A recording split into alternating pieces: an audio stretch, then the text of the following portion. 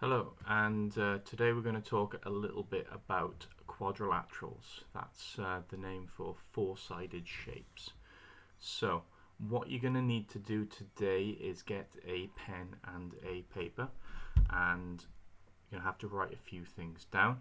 If you haven't got them, then pause now, and at any point you don't quite understand something, pause, rewind, have a look over it again. So learn objectives today to be able to name different quadrilaterals, so the different four-sided shapes, list their properties, so different things about each one, and find missing angles. So first task is write down what you think the name of each of these shapes is. So shape 1, 2, 3, 4, 5, and 6. Pause it now and press play when you are ready for the answers.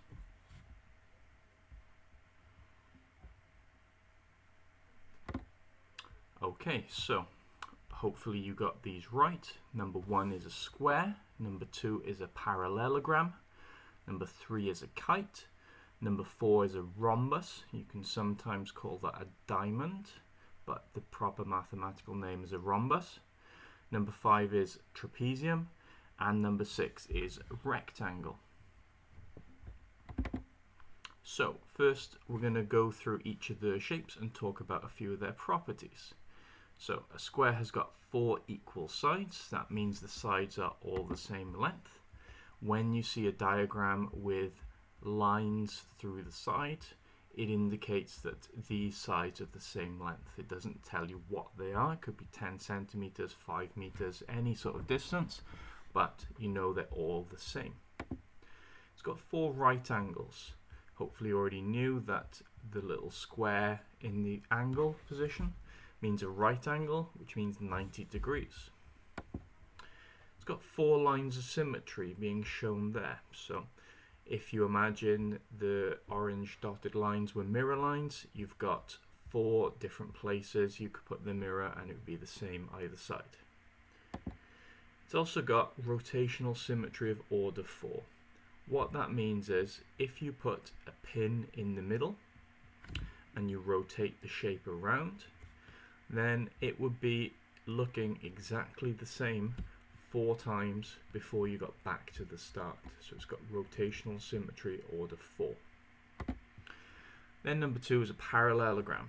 So a parallelogram, opposite sides are equal in length. So this side and this side are equal, so they've got the line through them. This side and this side are equal, but these ones have got 2 lines through them because they're equal to each other, but not to the first 2. Opposite sides are parallel. That means they're going in the same direction. They're pointing at exactly the same direction at the same angle. So this one and this one are going in the same direction. The arrow notation shows that they are parallel, and these ones are parallel as well. They got 2 arrows because they are going the same direction as each other, but not the same direction as these ones. It's got rotational symmetry order 2. So if you put a pin in the middle and spin it around, it will be looking exactly the same twice before you got back to the start. Once at the halfway point and once when you get to the end. Next shape was a kite. So a kite has 2 pairs of adjacent sides of equal length. So adjacent means next to. That means that this side and this side are equal length. This side and this side are equal length. Okay. There's 1 line of symmetry shown by that black dotted line. It's easy to remember the name because it looks like the object, a kite. Next one is a rhombus. It's got 4 equal sides and it's also a parallelogram. So a parallelogram has got the opposite sides which are parallel. It has got 4 equal sides. That means that all 4 sides are the same as each other. So very much like a square, except it doesn't have the right angles that a square does. It's got 2 lines of symmetry. So across here and up here, they are the mirror lines. And it's got rotational symmetry order 2. You have got the pin in the center, you spin it around, it will look the same in 2 different positions before it gets back to the start. Right, the next shape is a trapezium. It has got 1 pair of opposite sides that are parallel. You can see here the top and the bottom, they're parallel, they're pointing in the same direction. This one and this one, they are not. That's all there is for a trapezium, but there is a special kind of trapezium called an isosceles trapezium. So that's the sort you get where the top and the bottom are parallel, just like the previous one, but now this side and this side are the same length. If we go back a second, you can see that these two are not quite the same length, but you can see in this one you have got the exact same length sides. So that makes it an isosceles trapezium. When you've got an isosceles trapezium, you have got 1 line of symmetry, otherwise you wouldn't have any. So that's all the shapes that, no, actually there's the rectangle. Rectangle has got opposite sides of equal length. So you can see opposite sides of equal length. It's got the 4 right angles. It's very similar to a square, except that a square's got all 4 sides the same. Now a rectangle's got 2 lines of symmetry. So you can see these ones. A lot of people think it's got symmetry going corner to corner, but it doesn't. If you want to experiment with this, you can get an A4 sheet of paper and just try folding it corner to corner, and you'll see it doesn't fold exactly in half. It is not a line of symmetry. When you cut it in half, they would be the same shape and size, but when you fold it in half, they wouldn't fit over each other. So there's one more shape we're going to talk about which wasn't part of the starter. It's a delta or an arrowhead. It's got 2 different names. You can see why it's called an arrowhead, because it looks like the shape of an arrowhead. It has got 2 pairs of adjacent sides of equal length. So you can see here that this side and this side, adjacent means next to, they're the same length. This side and this side, they're the same length. It's got 1 interior, that means inside angle. It's more than 180 degrees. So you can see this angle here is more than 180 degrees. It's got 1 line of symmetry down the middle, and that's the extra shape we're going to talk about today. So if we go back to our shapes, so I've added a shape 7 momentarily just to show you, remind you the difference between a trapezium and an isosceles trapezium. So isosceles trapezium, this side and this side are the same length, and a normal trapezium, this side and this side are not the same length. But what makes them trapeziums is this top side and this bottom side are parallel. So next we're going to play a little game of pointless. So you've most likely seen the TV show, but in case you haven't, I'll give you a brief explanation of how it works. So I will give you a question. There might be multiple answers to the question, and you have got to try to come up with the most obscure answer, because the most obscure answer gets you the fewest points, and you want to have the fewest points. If you get the question wrong, you get 100 points. So if you pick your answers as we go through this and we add up our scores, we'll see what we get at the end. So first question, I would like you to write down a side which has got 4 equal sides. So that means 4 sides of the same length. If you need to think about it, pause it here, otherwise I'll give you a few seconds and we'll look at the answers.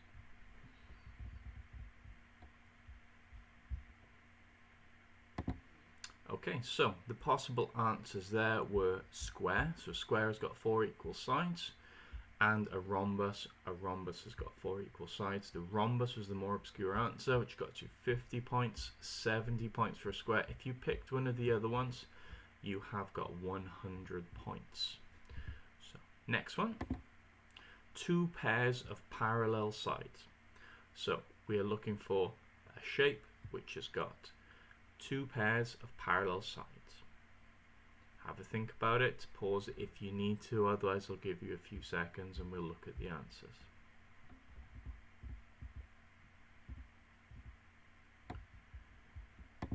Okay, so lots of possible answers here. You have got the square, the parallelogram, the rhombus, and the rectangle. So the square obviously has got two pairs of parallel sides. Parallelogram, well, that's the highest scorer because it's in the name. Rectangle is just like a square. Probably the least obvious was the rhombus, so if you went for the rhombus you've got yourself 30 points. All the other points are detailed, and if you went for a kite or a trapezium you get 100 points. Next one, so we're looking for a shape which has got 4 right angles. Pause it if you need a little bit of time, otherwise I will move on in a few seconds.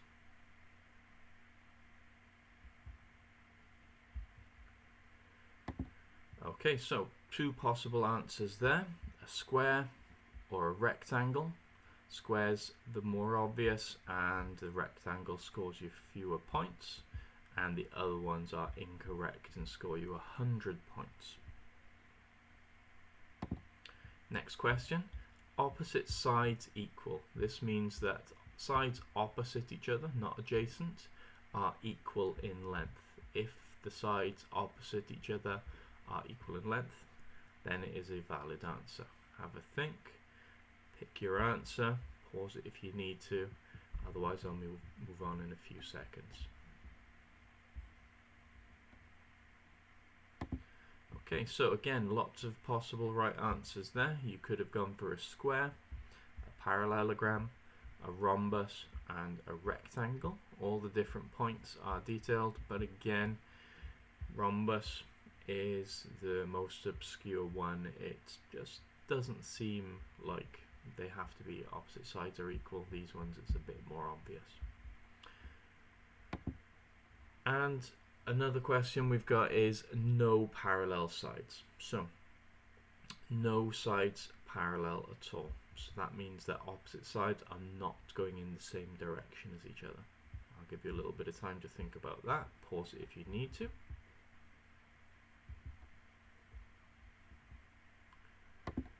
Okay, so there's only one possible answer there, which is the kite. Okay. So if you went for the kite, you get 50 points, otherwise you got 100, because these ones are parallel. These are parallel, these are parallel, and this has got one set of parallel sides, and we're looking for no parallel sides. And 4 lines of symmetry we're looking for. So not 2 lines, not 3 lines, 4 lines of symmetry. Pick your answer. Pause it if you need to. Again, only one possible answer. We talked before about how a rectangle might seem like it's got 4 lines of symmetry, but it has only got 2. The diagonals don't count. A parallelogram, same thing. The diagonals don't count. Top to bottom doesn't count. If you had a parallelogram and you tried folding it, it wouldn't fit. So square is the only possible answer, and the rest of them score you 100 points. Now we're looking at rotational symmetry order 2. So a reminder of what that means. If you put a pin in the middle and you spun the shape around, how many times would it look the same before you got back to the start? We are looking for a shape which would look the same twice before it got back to the start. And we've got 3 possible answers there. We could have had the parallelogram, the rectangle, or the rhombus. The parallelogram's perhaps the least obvious there. You might think it doesn't fit until it gets all the way back to the start, but it does fit halfway. Square fits too many times, and a kite and a trapezium don't fit at all until they get back to the start. So that is the game. If you add up your scores, let me know what you got, and obviously the lowest score is best, and it'll test how well you know the shapes. So we have looked at the names of quadrilaterals, we have looked at the properties, we're going to look at the angles of quadrilaterals now. So every single one of these shapes, the angles inside add up to the exact same thing. If you imagine these shapes, you could get a pencil and draw from corner to corner, and you could cut the square into two triangles. You could go from corner to corner here. You could cut the the parallelogram into two triangles. You could cut the kite into two triangles, the rhombus into two triangles, the trapezium into two triangles, the rectangle into two triangles. Now each triangle has got 180 degrees inside. So if you cut each of these into two triangles, the angles are going to be 360 degrees. So the sum of the interior angles in any quadrilateral is 360 degrees. So it doesn't matter what quadrilateral you've got. This isn't any special one. This isn't any of the ones we looked at before. It's just a random quadrilateral. A, B, C, and D, those angles are always going to add up to 360 degrees. Because you can always cut it into two triangles. So let's have a look at an example of how that's useful. If you've got a diagram like this, it's a quadrilateral, it's got four sides. We're looking for the size of angle X. We've been given three of the angles, and we've got to find the fourth one. And so if we add up what we've got, we know, including the X, it's got to add up to 360. These three ones we've got there add up to 260. Now some people can see, well, obviously what X has got to be now. It's got to be 100. But if you didn't know that just from your number bonds, then you could do 360. Take away this, and whatever is left has got to be your answer. So X is 100 degrees. There are slightly different other ways of doing it. You could just start with 360, take away the ones you know, and you'll end up with X, and that will work exactly the same way. And what we're going to do now is we're going to have a go at practicing some of what we've learned today. See how well we know it. You can obviously go over this lesson again and again, as many times as you need to. But what I'd like you to do is exercise 8.6, page 207 to 208 in the textbook. I will also have it as the exercise attached to the assignment, so you'll know what to do there. But have a go at those. Everything you need to know is in this lesson. So have a go, write it on paper, and that's what I'd like you to upload as your work today. Okay, hope you enjoyed, and goodbye for now.